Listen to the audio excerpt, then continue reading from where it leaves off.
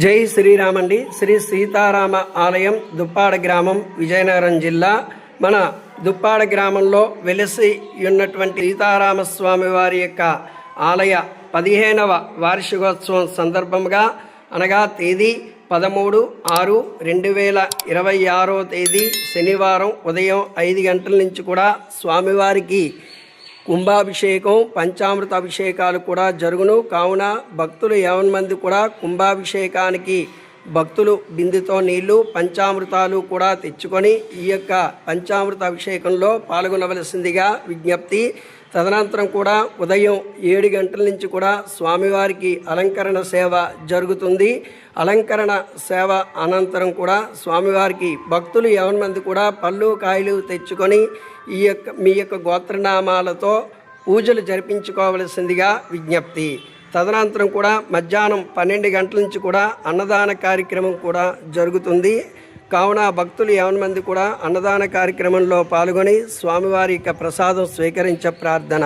అలాగే సాయంత్రం 5 గంటలకి తిరువీధి ఉత్సవంగా పల్లకీ సేవ కూడా జరుగుతుంది. కావున భక్తులు 50 మంది కూడా పల్లకీ సేవలో కూడా పాల్గొని స్వామివారి యొక్క అనుగ్రహానికి కూడా పాత్రులవుతారని ఆశిస్తున్నాం. కావున పై కార్యక్రమాల్లో భక్తులు 50 మంది కూడా పాల్గొని స్వామివారి యొక్క అనుగ్రహాన్ని కూడా పొందవలసిందిగా భక్తులకు విజ్ఞప్తి. జై శ్రీరామ్. జై శ్రీరామ్ అండి. శ్రీ సీతారామ ఆలయం దుప్పాడ గ్రామం, విజయనగరం జిల్లా.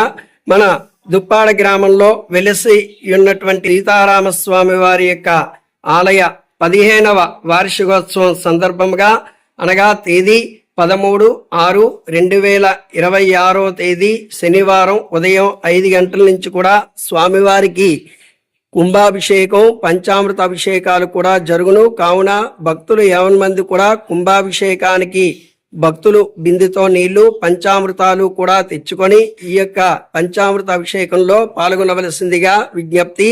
తదనంతరం కూడా ఉదయం 7 గంటల నుంచి కూడా స్వామివారికి అలంకరణ సేవ జరుగుతుంది. అలంకరణ సేవ అనంతరం కూడా స్వామివారికి భక్తులు 50 మంది కూడా పళ్ళు కాయలు తెచ్చుకొని మీ యొక్క గోత్రనామాలతో పూజలు జరిపించుకోవలసిందిగా విజ్ఞప్తి. తదనంతరం కూడా మధ్యాహ్నం 12 గంటల నుంచి కూడా అన్నదాన కార్యక్రమం కూడా జరుగుతుంది. కావున భక్తులు 50 మంది కూడా అన్నదాన కార్యక్రమంలో పాల్గొని స్వామివారి యొక్క ప్రసాదం స్వీకరించే ప్రార్థన. అలాగే సాయంత్రం 5 గంటలకి తిరువీధి ఉత్సవంగా పల్లకీ సేవ కూడా జరుగుతుంది. కావున భక్తులు 50 మంది కూడా పల్లకీ సేవలో కూడా పాల్గొని స్వామివారి యొక్క అనుగ్రహానికి కూడా పాత్రులవుతారని ఆశిస్తున్నాం.